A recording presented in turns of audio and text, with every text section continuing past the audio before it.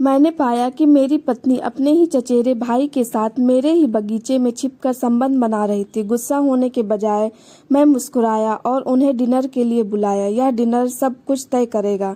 मेरी पत्नी नंदिनी और मैं 10 साल से शादीशुदा हैं। हमारा रिश्ता स्थिर, सामान्य और पूर्वानुमेय है। ऐसा विवाह जो हर कोई अटूट समझता है। हमारी 6 साल की एक बेटी भी है। उस शुक्रवार की बात है, मैं सामान्य समय से जल्दी घर आया क्योंकि मेरी दोपहर की मीटिंग रद्द हो गई थी। नंदिनी को पता नहीं था कि मैं पहले से ही घर पर हूँ। वह बगीचे में हंस रही थी। मैंने उसकी आवाज़ सुनी और फिर एक पुरुष की आवाज़। मैं दरवाजे के पास गया। वह था अजय, मेरा चचेरा भाई, बचपन का सबसे अच्छा दोस्त, लगभग भाई जैसा। मैं छिप गया। नंदिनी हंसते हुए बोली, उसे अब कुछ भी दिखाई नहीं देता, वह सिर्फ जिम्मेदार होने में व्यस्त है। अजय ने हल्के से हंसते हुए कहा, खैर मैं तुम्हें देख रहा हूँ, हमेशा से देखा है। फिर कुछ ऐसी आवाज़ हुई जो पूरी तरह स्पष्ट थी, चुम्बन की। मेरे पेट में जैसे कोई झटका लग गया हो, लेकिन प्रतिक्रिया करने के बजाय मैं ठहर गया। एक अजीब ठंडी स्पष्टता ने मुझे घेर लिया। मैं दरवाजे की ओर लौट आया, जोर से दरवाज़ा खोला और ऐसे अंदर आया जैसे अभी अभी घर पहुंचा हूँ। जब मैं बगीचे से गुजरा, वे दोनों दूरी बनाए हुए खड़े थे, हंसते हुए। अजय ने हाथ हिलाया, बिल्कुल आराम से। अरे दोस्त, मैं बस नंदिनी की मदद कर रहा था, पानी की नली में ज़रूर। अगली सुबह मैंने नाश्ता तैयार किया, अपनी बेटी को स्कूल के लिए तैयार किया और नंदिनी के माथे पर चुम्बन किया जैसे कुछ हुआ ही नहीं। जब वह खरीदारी करने गई, मैंने अजय को संदेश भेजा, हाय, क्या तुम कल रात खाने आ सकते हो? मुझसे एक ज़रूरी बात करनी है, तुम परिवार की कुछ बात। उसने तुरंत जवाब दिया, बिल्कुल, कितने बजे? 7 बजे, मैंने लिखा। उसे इस पारिवारिक चर्चा के असली मकसद का कोई अंदाजा नहीं था। परफेक्ट, मैंने मुस्कुराते हुए लिखा। पहली बार कल के बाद से सच में मुस्कुरा रहा था। मैं पूरे दिन कार्यालय में नहीं गया।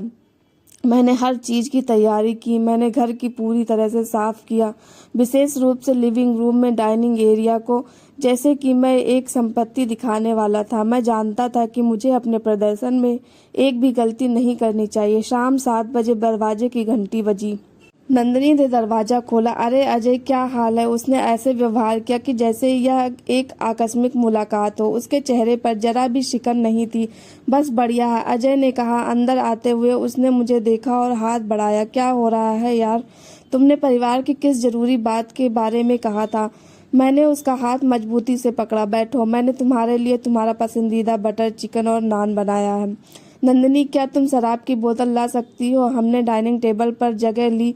एक खूबसूरत मेजपोश, मोमबत्तियां, धीमी जैज संगीत या किसी डेट नाइट जैसा लग रहा था, ना कि एक पारिवारिक चर्चा। पहला घंटा सामान्य बातचीत में बीता। हमने काम, राजनीति और अपनी बेटी अनिका के स्कूल के बारे में बात की। मैं अत्यंत सामान्य, शांत और सहज था। नंदिनी थोड़ी बेचैन लग रही थी, वह बहुत तेजी से शराब पी रही थी। अजय आत्मविश्वास से भरपूर था। जब हमने मिठाई खत्म की और कॉफ़ी परोस दी गई, मैंने मेज पर हाथ रखा तो मैंने कहा, मेरी आवाज़ उतनी ही शांत थी जितनी कि शाम की जैज। अब जरूरी बात पर आते हैं। नंदिनी ने अपनी सांस रोकी। अजय ने कॉफ़ी का एक घूंट लिया और सहजता से सिर हिलाया। हाँ, क्या है? मैंने अजय की आंखों में देखा, सीधे बिना पलक झपकाए। क्या तुम नंदिनी से प्यार करते हो? डाइनिंग रूम में सन्नाटा छा गया। जैज संगीत अचानक बहुत ऊंचा लगने लगा।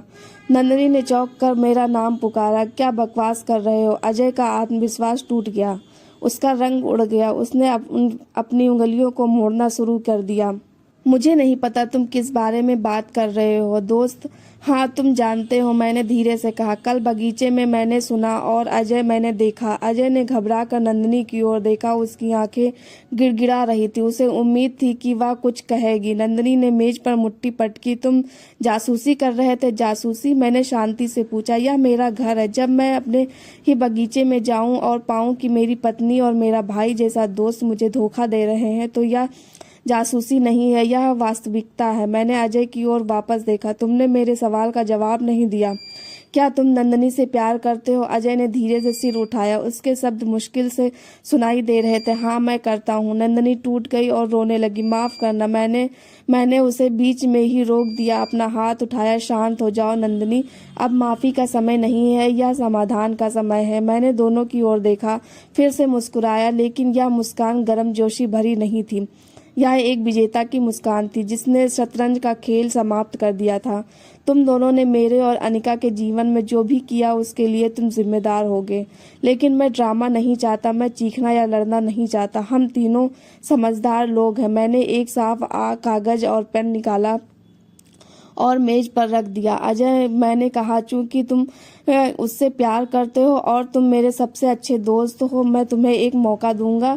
मैं तुम दोनों को अलग कर दूंगा, लेकिन एक शर्त पर। नंदिनी ने रोना बंद कर दिया। अजय ने ध्यान से मेरी ओर देखा। मैं कल तलाक के कागजात दाखिल करूंगा। मैं तुम्हें घर, गाड़ी और अनिका की शिक्षा के लिए जरूरी राशि दूंगा। नंदिनी, मैंने अजय की ओर देखा। बदले में तुम्हें मुझे अपनी कंपनी के 51% शेयर बेचने होंगे। अजय चौंक गया। क्या तुम जानते हो कि मेरी कंपनी अब तक का सबसे बड़ा अधिग्रहण कर रही है? इसकी कीमत $50 मिलियन। हाँ, मुझे पता है। मैंने कहा, तुम 51% मुझे दोगे, तुम नंदिनी को पाओगे और मैं तुम्हारा व्यवसाय पाऊंगा। यह मेरे पिछले 10 सालों की शांति के लिए मूल्य है। तुम दोनों एक साथ रहो और मुझे उम्मीद है कि तुम दोनों खुशी से रहोगे। मैंने पेन की ओर आगे बढ़ाया। तुम दोनों अभी इसी पर हस्ताक्षर करना होगा। यह एक साधारण समझौता है। 51% से सांकेतिक जो मैंने अभी की है कि वो हमारे सभी साझा दोस्तों, तुम्हारे परिवार और अनिका के पास भेज दूंगा। मैं इसे एक भयानक तलाक की लड़ाई में बदल दूंगा, जहां मैं तुम्हारी कंपनी को अब तक अदालत में फंसाए रखूंगा जब तक कि तुम दोनों कंगाल ना हो जाओ। मेरा नाम, मेरी बेटी की भविष्य और प्रतिष्ठा मेरे लिए 50 मिलियन से कहीं ज्यादा मायने रखती है। नंदिनी ने अजय की ओर देखा। अजय, प्लीज, यह गंभीर है। अजय के चेहरे पर निराशा, क्रोध और लालच का संघर्ष स्पष्ट था। उसने कपी वाले हाथों से पेन उठाया। नंदिनी ने भी आंसू पोंछते हुए हस्ताक्षर किए। जब वे दोनों हस्ताक्षर कर चुके, मैंने कागजात उठाए, अपनी जेब में रखे और राहत की एक लंबी सांस ली। ठीक है, मैंने कहा, पूरी तरह से आराम से। मुझे लगता है कि अब डिनर सचमुच सब कुछ तय कर चुका है। अब तुम दोनों जा सकते हो। वे दोनों सन्नाटे में बाहर निकल गए। मैं मेज पर वापस बैठा। अब मैंने मोमबत्ती किलो को देखा, फिर अपनी कॉफी खत्म की। मैंने 25 मिलियन से अधिक मूल्य की एक कंपनी जीत ली थी, अपनी शादी समाप्त कर ली थी, और यह सब बिना किसी चीख पुकार के किया था। मैंने शांति से अपनी बेटी के कमरे की ओर देखा। अब मैं जिम्मेदार होने में व्यस्त नहीं रहूंगा, अब मैं अमीर होने में व्यस्त रहूंगा। और अंत में मैं सचमुच मुस्कुराया, एक पूरी तरह से शांत जीत की मुस्कान। दोस्तों, आपको ये कहानी कैसी लगी कमेंट करके ज़रूर बताना। हमारे चैनल पर नए हैं तो चैनल को सब्सक्राइब करना। धन्यवाद।